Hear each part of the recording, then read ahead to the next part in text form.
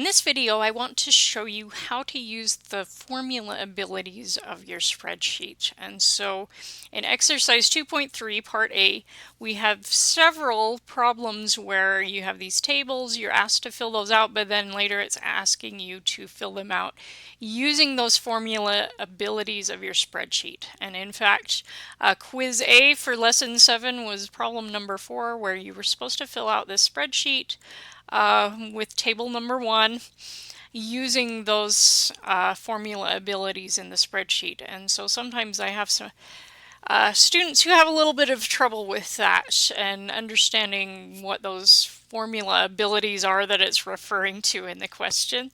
And so that's what I want to walk you through. And I'm not going to do number 1 that you do have to do for your quiz. Table 1 there, I'm going to fill out table number 5 here instead. And so that's something you do need to fill out later. Question number 8 asks you to do this in your spreadsheet. So it is part of your exercises, but not part of the quiz itself. The quiz will deal with this table from up here. So let's pull up the spreadsheet right here, and you'll see I've already started the table right there. I've got the radius entered in, and what we want to do is fill in the circumference and the area for a circle of this radius over here using those formula abilities of the spreadsheet. And so I'm pretty sure you'll all know how to do this by hand. You know the formulas, you know how to enter it in your calculator to do it, but I wanted to show you how we can do that using our spreadsheet instead. And so what we want to do when we get to our spreadsheet, and so I want to find my first circumference right here where my radius is 3. And whenever I want to use a formula in a spreadsheet, I always start with the equal sign. And so you'll see I've typed that in first. That tells the spreadsheet that I want it to do the calculations for me. So I start with the equal sign, and then really I just need to type this in like an equation, right? I'm saying, okay, this is whatever is in this cell is equal to this. And so circumference, if you remember that formula, is 2 pi r, and so that's what I want this to equal. I'm going to have 2 times pi, which I'm just going to use 3.14 as pi right there, and then times our radius. And so the radius is right here. And so I could type times 3 because that's what the radius for this one is. But even better than that, I'm going to click on that cell. And so you'll see up here, it doesn't put a 3 in there like what I have. It puts a cell reference, B3. That's the cell right here. That means that if I change the number in this cell, it will change my result.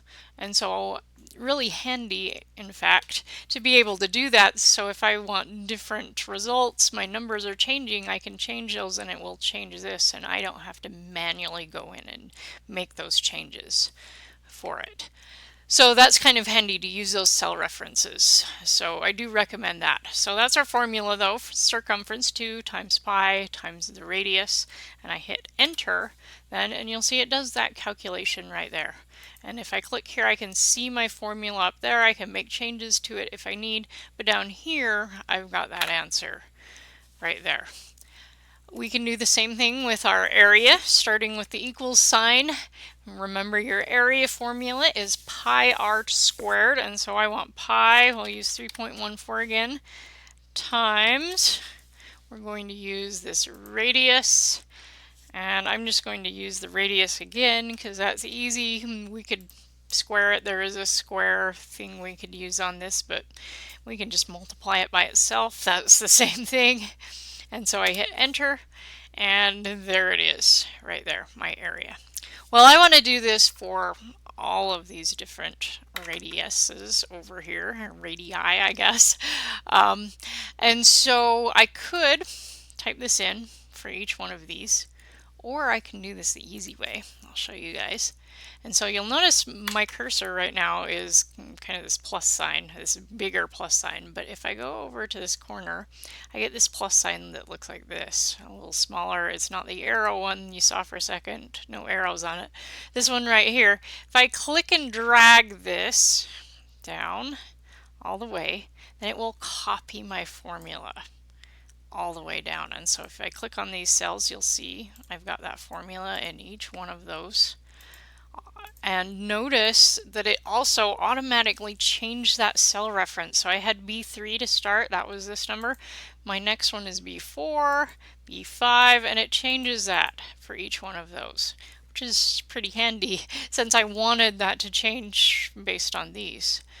I can do the same thing with my area formula. Click and drag, and I have my areas all filled in right there.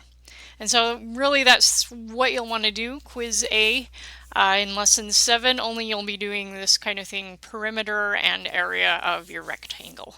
But you'll use the formulas the same way. So start with the equal sign and then you're really just typing that formula in, using those cell references for the length and width, dealing with the rectangles there. Hopefully that helps you out. Please let me know if you still have any questions about how to use formulas in your spreadsheets.